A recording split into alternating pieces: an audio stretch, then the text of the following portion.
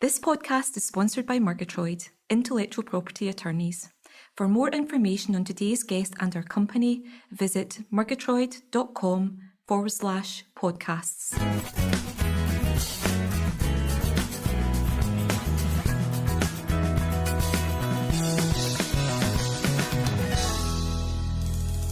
Welcome to the fourth season of Murgitroyd's Innovation Talks podcast. We're delighted you've joined us. If you have any questions, you can email us at innovation.talks@murgitroyd.com or via @Murgitroyd on Twitter. And please remember to subscribe so you don't miss any future episodes. So let's go straight into today's podcast.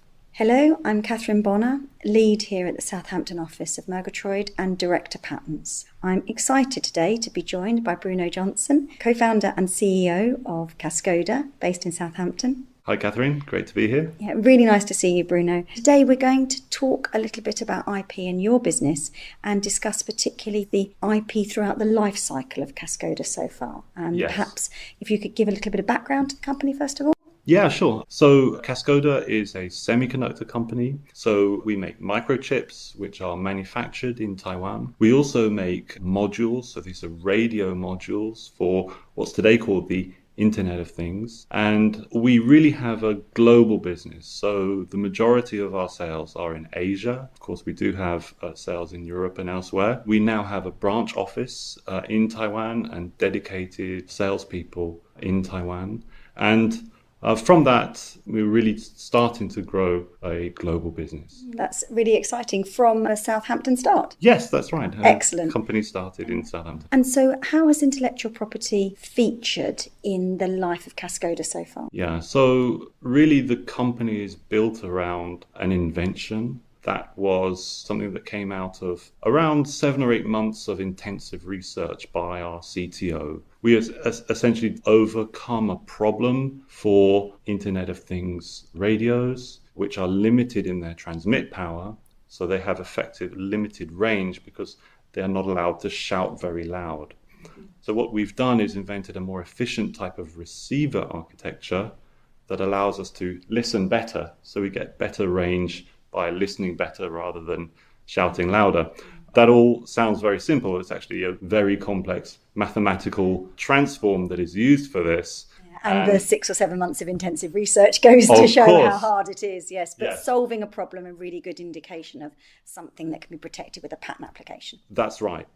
And then once we realized that we had something of real value in what could be one of the fastest growing industries in the world, we realized we needed to talk to people who could help us protect that intellectual property. You started with a first patent application, shortly followed by another patent application, correct? Yes, that's right. So we first filed the core invention, and it was very interesting choosing where to file. Of course, we chose the big global markets of European Union, United States and China. But actually, Korea and Taiwan are very important for our particular sector. So we chose to file in Korea and Taiwan in the first instance. Yes, you have the 12-month period from first filing within which to choose the countries where you might wish to go ahead, either with an international patent application or some other individual country applications. And I think that always must be, from a commercial point of view, a very hard decision to make. You have a deadline, there's no extension to the deadline,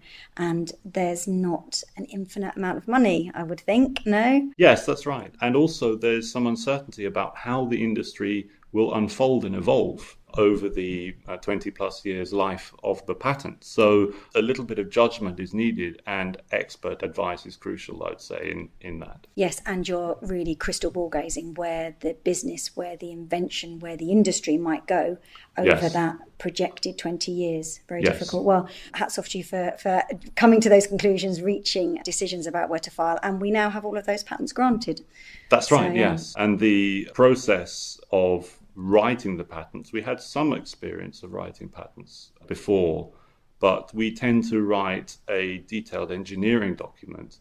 We pass that over to our patent advisors, who will change the nomenclature to fit. We've used invention record forms for years, but often if there's already a design document, an engineering document, or a specification that the inventors have already written, I find that really useful as an additional tool or instead of the invention record form. It's really key. I find, when drafting a patent application, to understand the technology, understand the solution that's been provided, and to then try and put it in that patent language for which we're famous for. It's a convoluted jargon, but yes. And then the other aspect of obtaining a patent that I think must be quite time and resource intensive for you is going through that examination process when we're asking you to comment on what patent examiners have said. So you had to fit that in with the business as well.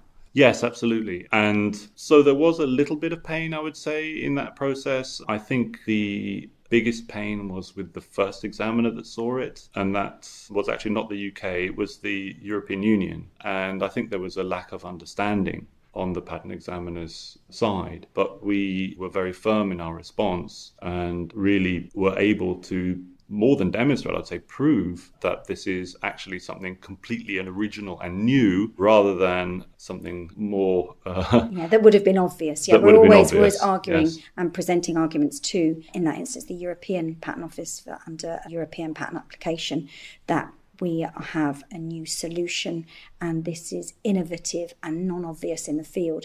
I like to try and give the patent examiners the benefit of the doubt. But yes, I think they have to have a really good understanding across a breadth of technologies, and it's the inventors and the patent attorneys' joint responsibility really to draw out the invention and to explain it to the examiners in a way that hopefully they can move towards patent grant. It doesn't stop there. You've obviously got annual renewal fees to keep your patents in force, and we manage those for you, and you and I meet and we update your IP portfolio so you always know what you've got there.